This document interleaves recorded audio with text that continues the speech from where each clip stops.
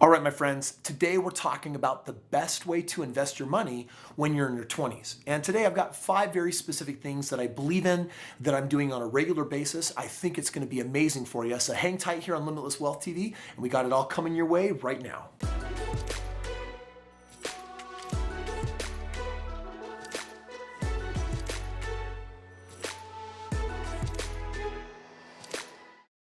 All right, friends, we are back with the 5 best ways to invest in your 20s. Woo! All right, so a lot of you have been asking questions like, okay, Kris, we're sitting in our 20s. You guys have created all this financial success, helped thousands of people, almost $1 billion worth of real estate. And after all that, what advice do you have for someone in their 20s that is young and just starting out? And we recognize that a number of you, I know you're excited to say number one. I'm so excited. Go for it. We know that a number of you are fans, our friends, and our millennials that are out there wanting to crank financially. You want to succeed, and we're here to show you how to do it. So today we are going to put in a very specific order, countdown on 5. We're going to start with the most important, we're going to end with the most important, and we're going to sandwich some good stuff in the middle.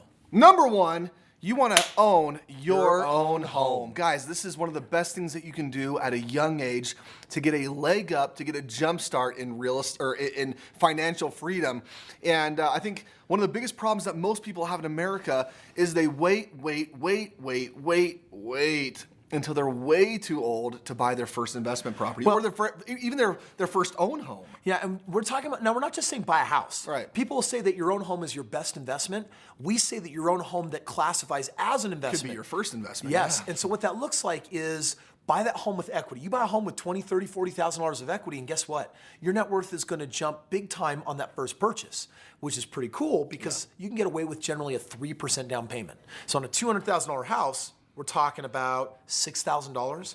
So very small out of pocket, but stepping into a big chunk of equity. And then also you can have roommates that you can rent to. When you're married, you can move out and rent it to somebody else. You can do a lease option on it and make $300, $400, $500, $600 a month.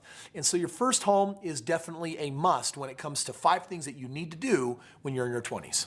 Number 2 is get investment properties. Say not just your own home that you're living in, but actually get into some investment properties. And if someone is young and they've gotten their first home, right, their own first home, what's their next step to get into maybe their second home? Well, first of all, if you bought that house with equity, then we can show you with a little bit of time and seasoning how to use that equity to buy more homes. You could be crushing it at your job and doing a great job being a saver versus a spender, right? A producer versus a consumer. Or you can get with Steven and I, and we'll show you how to partner with people. It could be partnering with a parent, a loved one, a friend.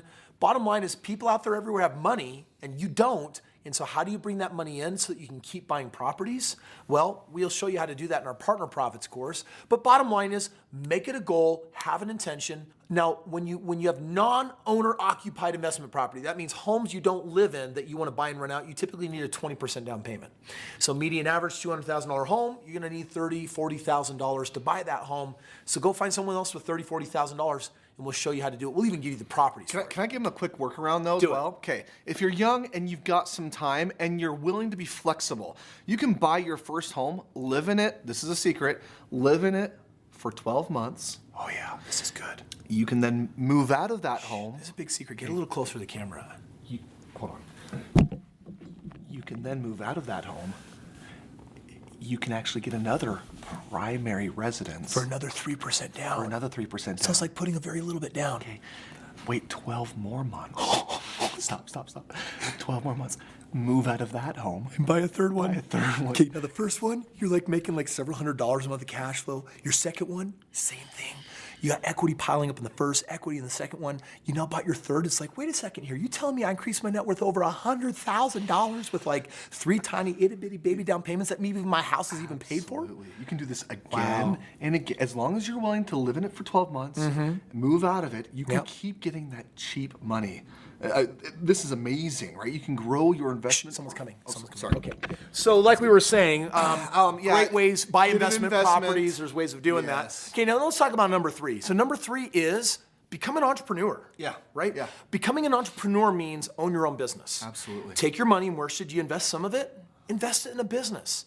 And the reason why we recommend that is because when you have a day job, and by the way, you might have a job that you absolutely love, but when you got a day job, just remember that it'll never financially get you where you truly want to be. So it's a stepping stone. And it's a stepping stone to what? Well, here we believe in multiple streams of income. Yeah.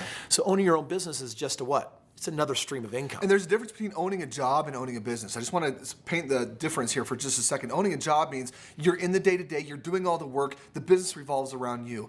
Owning a business means you can step out, still produce a lot, and free up that time to do some other things. And the distinction there is whether you're a business operator or a business owner. Correct. You see, an operator is just someone else that has a probably more expensive job, right?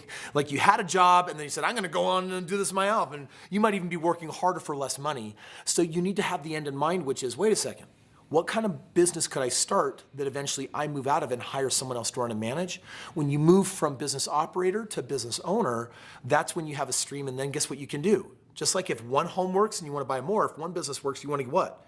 You want to get more. So basically, these first three things that we're saying are invest in real estate and invest in business, right? Your own home, investment properties, invest in business, start with the end in mind, and think of businesses that you can step away from and still have them work and run.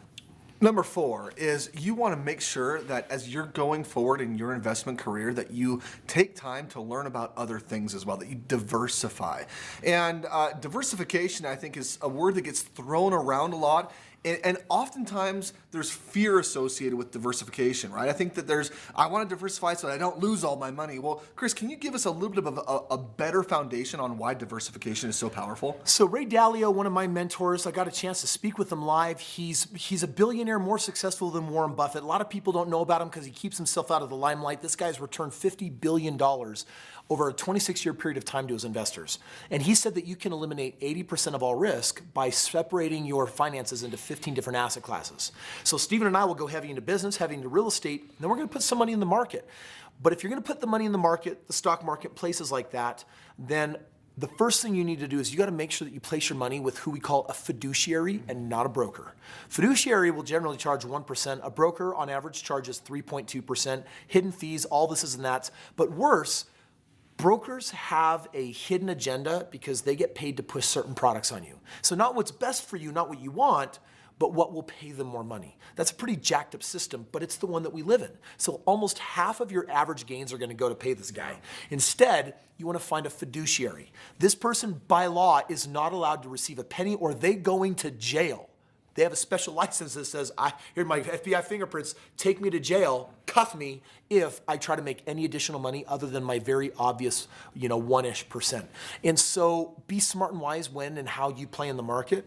And then, get yourself educated and read enough. I mean, Stephen and I, we put on an event a couple times a year that gets you so well versed in the game of money and how to grow. Yes, we're going to talk a lot of real estate at our Real Wealth event. We're going to talk about a lot of other things.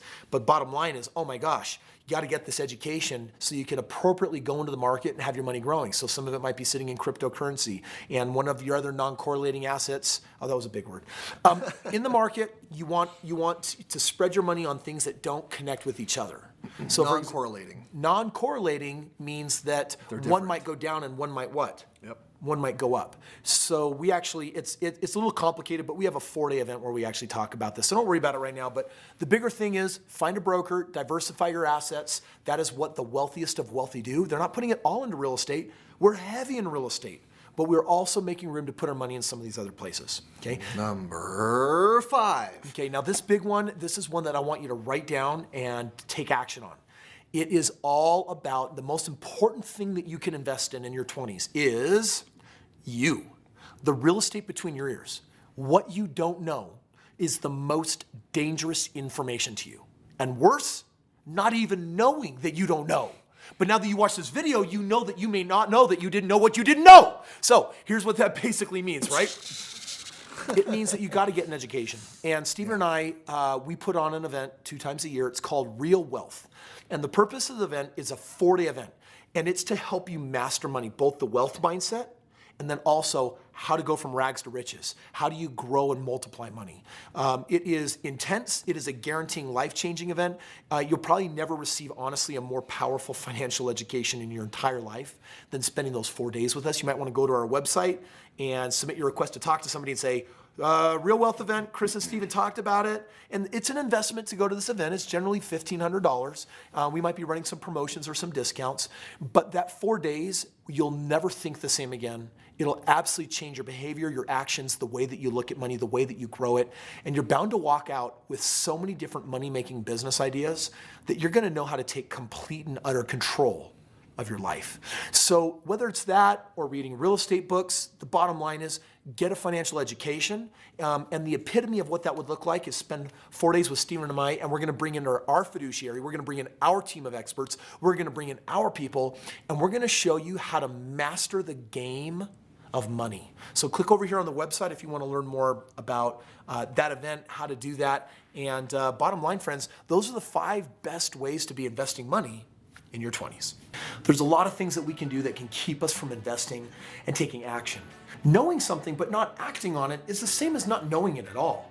So if you need help implementing the information that we're sharing here, if you want to know how to actually start making real estate happen right now, click the link on the website, read the different options that we make available, get live with me, work with me and my team, and let's help you go out there like thousands of others that I've helped and start crushing it in real estate right now.